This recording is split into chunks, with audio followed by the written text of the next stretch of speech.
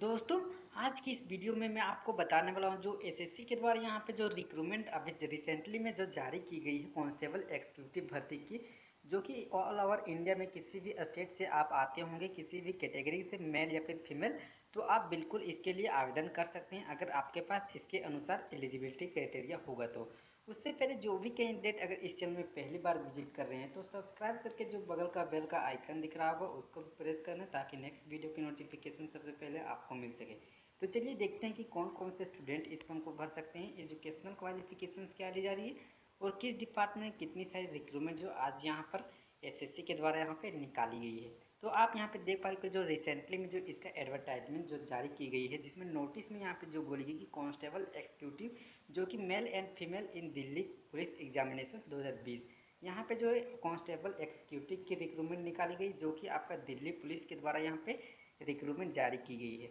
सबसे पहले starting date की बात करें तो जो इस फॉर्म को अप्लाई करने के जो स्टार्टिंग डेट आपको यहाँ पे जो मेंशन की गई है,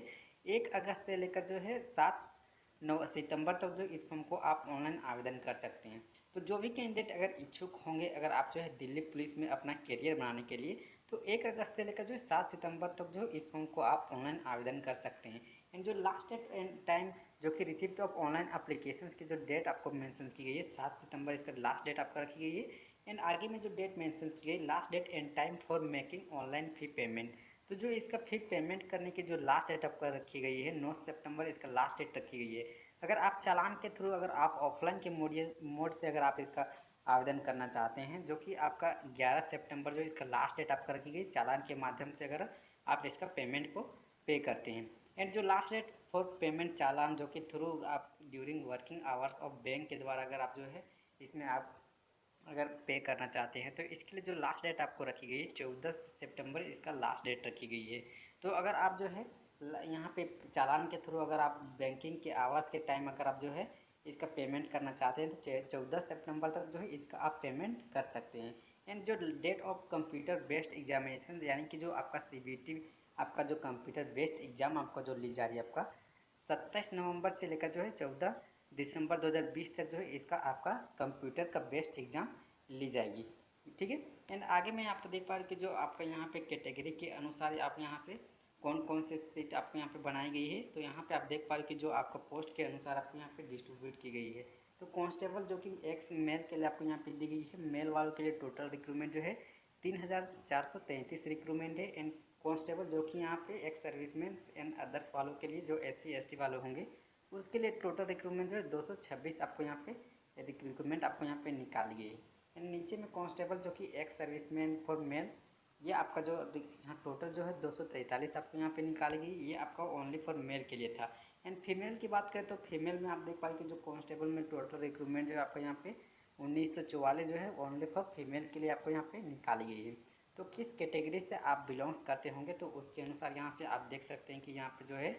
कैटेगरी के अनुसार भी आपको यहाँ पे डिस्ट्रीब्यूट की गई है, general, EWS, OBC, SC ST। तो आप किस कैटेगरी से बिलोंग्स करते होंगे उसके अनुसार यहाँ से आप जो है टोटल सीटें आप देख सकते हैं। टोटल रिक्रूटमेंट जो आपका निकाली गई है दिल्ली पुलिस के द्वारा 5846 टोटल रिक्रूटमेंट है, जो कि बहुत ही बड़ी रिक्रूटमेंट जो है निकाली गई है। तो जो लोग यहाँ पे सिलेक्टेड होते हैं, जहाँ यहाँ पे जितने भी सारे जो पोस्ट आपको यहाँ पे निकाले गए हैं, अगर इसमें आप सिलेक्टेड होते हैं तो उनको जो बेसिक पे स्केल आपको यहाँ पे दी जा रही है 21,700 से लेकर 69,100 के बीच आपको यहाँ पे पर मंथ सैलरी आपको प्रोवाइड की जाएगी, जो लोग यहाँ पे सिलेक्टेड होते हैं दिल्ली पुलिस के द्वारा जो रिक्रूटमेंट निकाली गई है। आगे में जो यहाँ पे नेशनलिटी आपको दी गई है, तो आप ऑल ओवर इंडिया में किसी भी स्टेट से बिलोंग्स करते होंगे, अगर आपके पास इसके अनुसार एलिजिबिलिटी क्राइटेरिया होगा तो आप आवेदन कर सकते हैं। एज क्राइटेरिया की बात करें तो जो एज क्राइटेरिया आपको रखी गई है, मिनिमम आपको 18 ईयर्स एज क्राइटेरिया रखी गई एंड मैक्सिमम जो 25 ईयर्स मैक्सिमम एज यहाँ पे रखी गई है। तो यहाँ पे आप देख पा कि जो आपका बिटवीन आपको डेट ऑफ बर्थ आपको यहाँ पे जो बॉर्न बोली गई है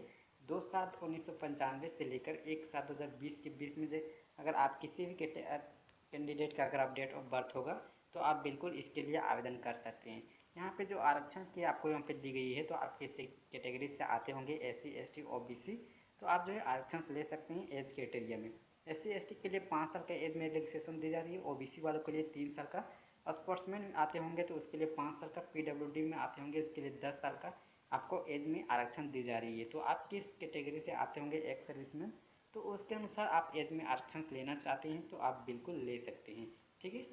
अगर यहाँ पे क्वालिफिकेशंस की बात करें तो जो क्वालिफिकेशंस आपको ले जा रही है इस फॉर्म को अप्लाई करने के लिए, तो यहाँ पे जो मेंशन की गई ओनली फॉर 10+2 जो कि सीनियर सेकेंडरी। तो अगर आपने किसी भी इंस्टीट्यूशंस किसी भी अगर आप जो है स्कूल से अगर आपने 10+2 कर रखे होंगे और साथ में अगर आपने जो ड्राइविंग लाइसेंस होगा तो आप बिल्कुल ही इसके लिए आवेदन कर सकते हैं। तो ड्राइविंग लाइसेंस आप मोटरसाइकिल या फिर कार किसी भी अगर आप ड्राइविंग लाइसेंस होगा जो कि आपका यहाँ पे लर्नर लाइसेंस नहीं होना चाहिए। ठीक है, तो अगर आप जो है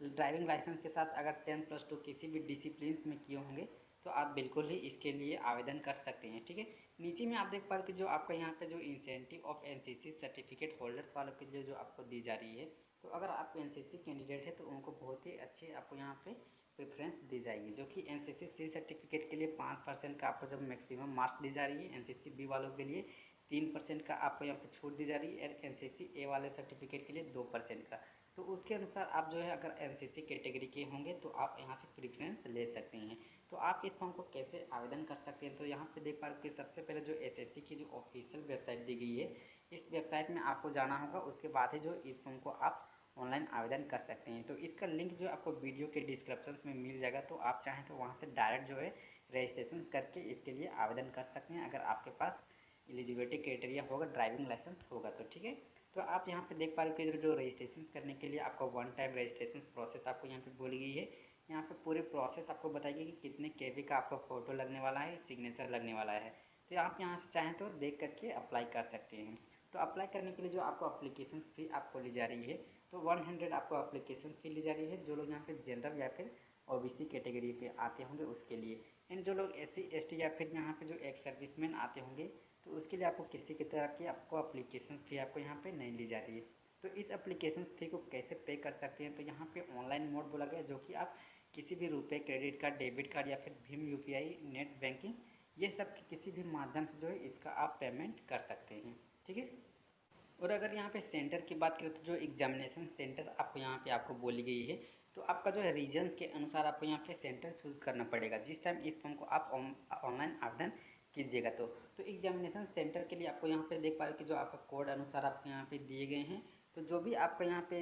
जो नियर आपका सिटीज़ होगा, जो भी आपका नियर में आपका स्टेट होगा उसमें आप जो है रीजन्स के अनुसार आप अपना एग्जामिनेशन सेंटर चूज़ कर सकते हैं। आपका सेंटर रिजल्ट दी गई है जो कि आपका सेंटर रीजन्स के लिए आपको यहाँ पे पूरी आपको यहाँ पे जो है स्टेट दिए गए हैं कि कौन कौन से सिटी आते हैं, आगरा या फिर दरभंगा, भागलपुर, ये सब जितने आपका नज़दीकी जो आपका नज़दीकी होगा उसमें आप देख सकते हैं। जो कि यहाँ पे ईस्टर्न रीजन के लिए भी आप यहाँ पे देख पा रहे हो कि जो यहाँ पे भुवनेश्वर दी गई है, संबलपुर, ये ईस्टर्न रीजन के लिए दी गई है, कर्नाटका केरला रीजन के लिए। तो आप किस रीजन से अगर आप अप्लाई करते हैं जो भी आपका यहाँ पे नज़दीकी होगा तो आप जो है एग्जामिनेशन सेंटर के तौर पे जो है इसको चूज़ कर सकते हैं जो आपका सामने होगा। ठीक है, उसके बाद नीचे में देखें तो आपका स्कीम ऑफ एग्जामिनेशन के बारे में दी गई है जो कि आपका कंप्यूटर बेस्ड एग्जामिनेशन यहाँ पे आपको ले जा रही है, जिसमें आपका मल्टीपल ऑब्जेक्टिव टाइप क्वेश्चन पूछे जाएंगे। जो आपका 100 क्वेश्चन आपको पूछे जाएंगे 100 मार्क्स के लिए। आपका नीचे में सिलेबस भी आपको दी गई है कि किस किस सब्जेक्ट में कितने नंबर्स के क्वेश्चंस पूछे जा रहे हैं एंड आपको यहाँ पे कितने मार्क्स दिए जा रहे हैं। तो यहाँ पे जनरल नॉलेज के लिए जो आप देख पा रहे हैं कि जो आपका 50 क्वेश्चन पूछे जाएंगे जिसमें आपका जो है 15 मार्क्स आपको यहाँ पे दिए जाएंगे। रीजनिंग के लिए 25 यहाँ पे क्वेश्चन पूछे जाएंगे, 25 मार्क्स दिए जाएंगे। तो आप चाहें तो यहाँ से जो आप अपना सिलेबस भी देख सकते हैं, उसके अनुसार प्रिपरेशन कर सकते हैं। टाइम आपको जो है 90 मिनट्स का आपको यहाँ पे टाइम दिए जाएंगे जो कि आपका कंप्यूटर बेस्ड एग्जाम होगा उसमें। ठीक है, नीचे में आप देख पा रहे कि जो आपका कौन कौन से सब्जेक्ट से आपको यहाँ पे जो है जो आपका टॉपिक अनुसार आपको यहाँ पे क्वेश्चन पूछे जाएंगे, ये आपको यहाँ पे पूरी मेंशन की गई है। न्यूमेरिकल एबिलिटी या फिर रीजनिंग जो भी आपको यहाँ पे सिलेबस दी गई है, तो आप चाहें तो इसमें जो है अच्छी तरह से जो आप यहाँ से प्रिपरेशन करने के लिए यहाँ से इसको डाउनलोड करके आप देख सकते हैं। उसके बाद यहाँ पे फिजिकल इंड्योरेंस यहाँ पे आपको दी गई है जो कि आपका फिजिकल टेस्ट भी आपको यहाँ पे ली जाएगी मेल कैंडिडेट के लिए। आप यहाँ पे देख पा रहे कि जो यहाँ पे 6 मिनट के लिए आपको यहाँ पे रेस आपको लगवानी जाएगी। उसके बाद यहाँ पे लॉन्ग जंप आपको यहाँ पे 14 फीट के लिए, हाई जंप आपको यहाँ पे रखी जाएगी। ये सब आपका जो यहाँ पे जो लोग यहाँ पे